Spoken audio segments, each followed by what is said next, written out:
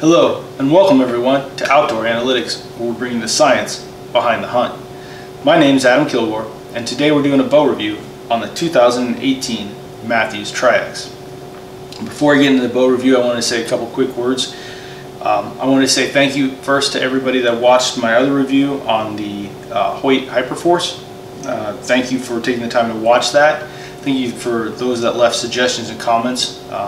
I'm definitely incorporating those suggestions, those comments into my bow reviews, my gear reviews, and I want to do better in the future, so please keep leaving those. If you like this video and the follow-on video, please let me know. Please subscribe. If you have suggestions or comments on this, let me know that as well.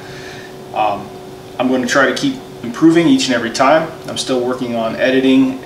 I'm hoping to bring more professional looking videos to you in the future, although I realize I am far from that yet. So I'll take those suggestions, I'll take those comments, and I'll try to incorporate them into the future bows, gears, outfitters, tactics, tips, those reviews, and make a product that you guys want to watch.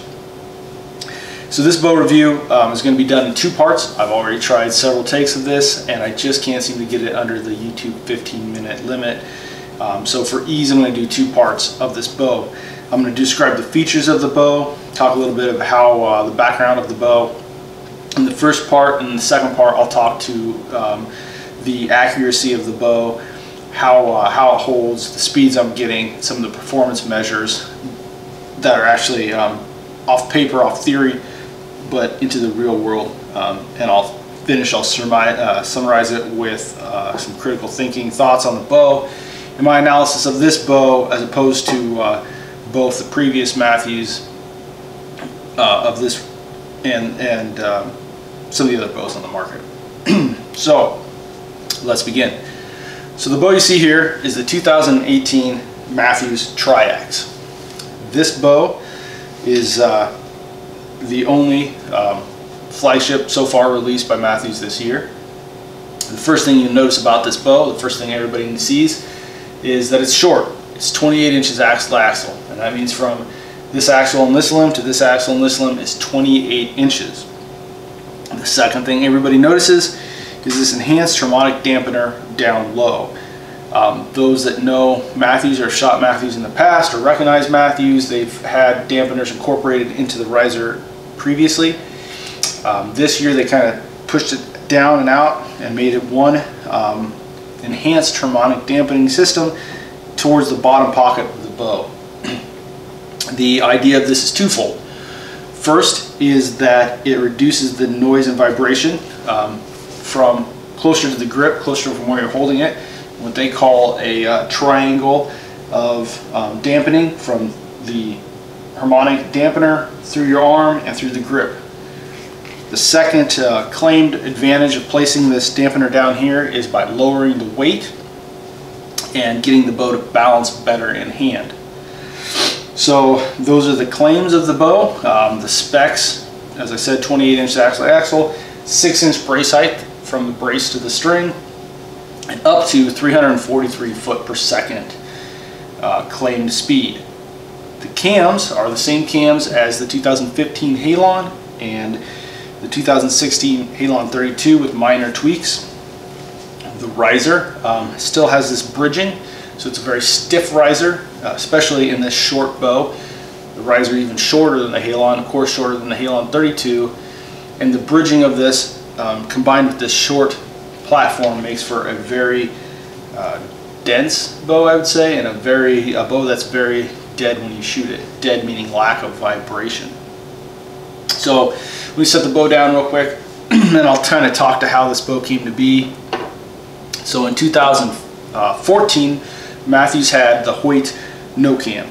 Now that was a bow, kind of a departure from what Mathews had always been about with the solo cam. The no cam was kind of a love or hate it bow. I won't go back that far into too much detail, but it pulled differently than a lot of bows. People either in the camp that really liked that bow or they didn't like the bow.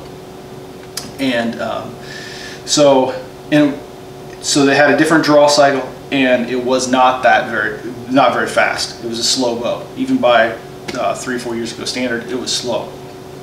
So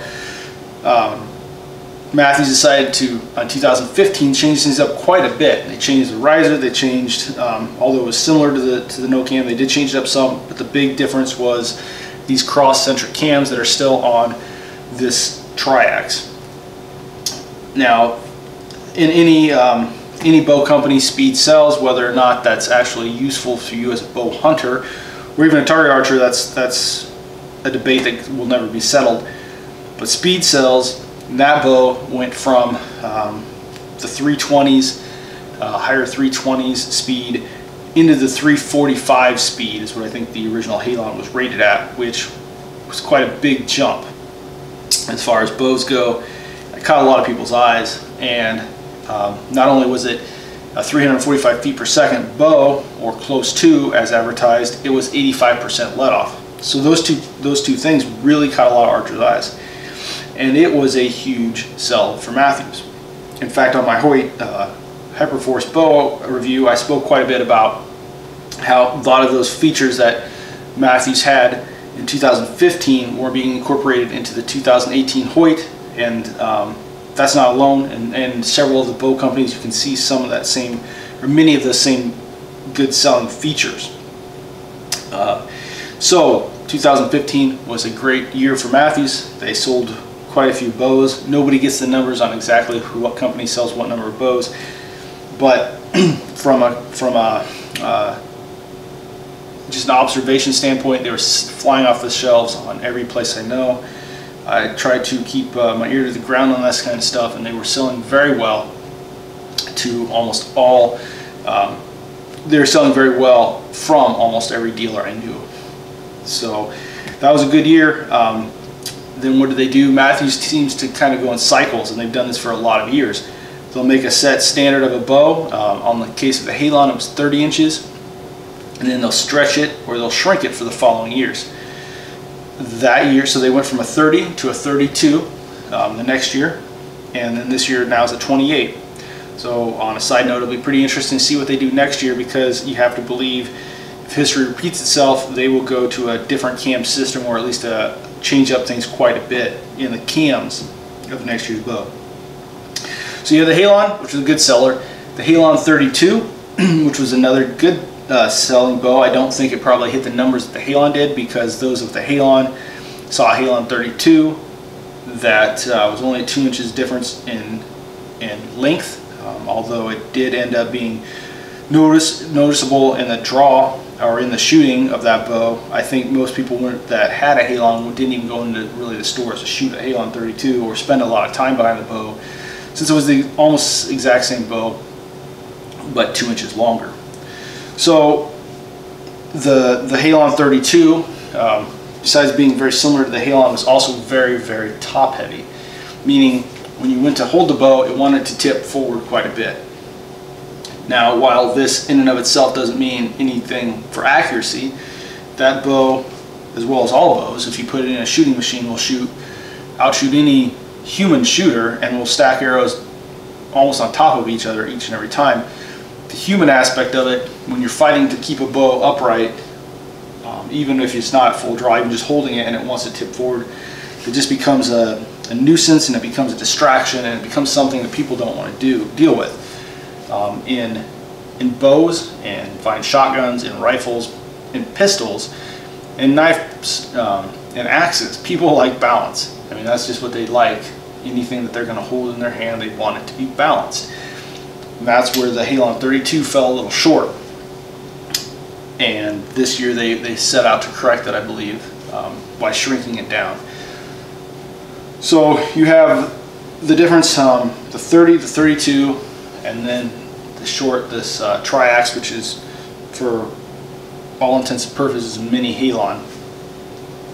You have same cams, same brace, although this year, instead of being a choice, in the last couple of years there was a 5, a 6, and a 7-inch brace height choice in bows. This year there's just one model, and this model has a 6-inch brace.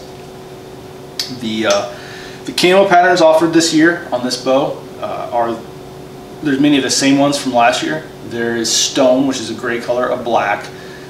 The Sitka EV2 or Elevate 2 camo here. The Sitka Subalpine, the Baron, the Ridge Reaper Baron, and the Ridge Reaper Forest, which is the new color this year for Mathews.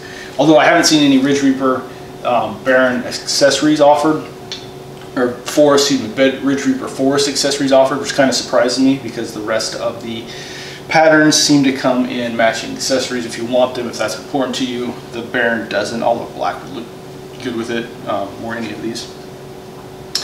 The bow, I guess the bow, shooting the bow, we'll get into that to the next video. But the dip, okay, so the overall look of the bow is very nice.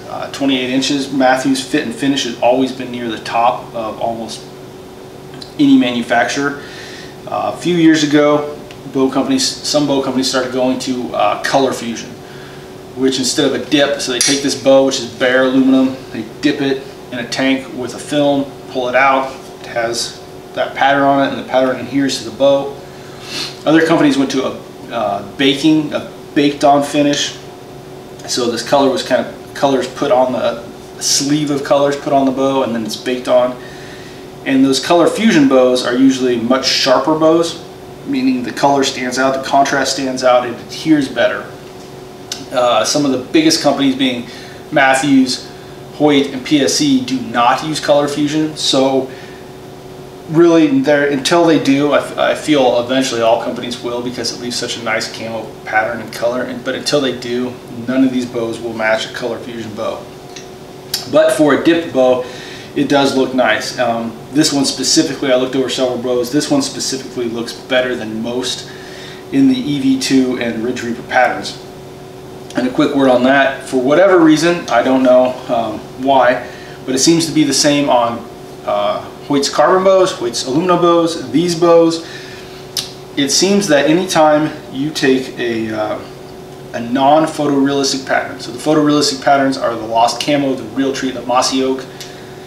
I don't know if it's because they've been doing it for quite a bit longer, but anytime you dip in not one of those, so the Baron camos, the Kuyu patterns, the Sitka patterns, they do not seem to cover inside these little crevices and bridges and cutouts nearly as well. I don't know why that is. I'll look into that. I'd like to find out the answer myself, but it just doesn't seem to cover as nearly as well as those other films, and I'm not sure why that is or why that should be so, but it does. So if you're looking for the best pattern possible in these, I would either say get a solid like a stone or a black, or if you want the best looking pattern, if that's important to you, then stick with one of the photorealistic, the Lost Camo patterns. If you want it to match your Sitka gear, then get Sitka. But other than that, those are your choices. So it's up to you. It doesn't affect the performance of the bow in any way, but it just depends on your personal preference and what you look for in a bow, what's important for you in a bow, cosmetically at least. And to some aspect, to some degree, cosmetics is important to all of us, whether we want to admit it or not. So with that being said, I'm going to end this part of the review. I'll start it up again here in a minute. I don't want to hit that limit. So next review, if you tune into that, please, I'll talk to the actual real performance of this bow, what I'm doing, how it's shooting, and the real world specs I'm getting. So thanks again. Please stay tuned to the second part of this bow review.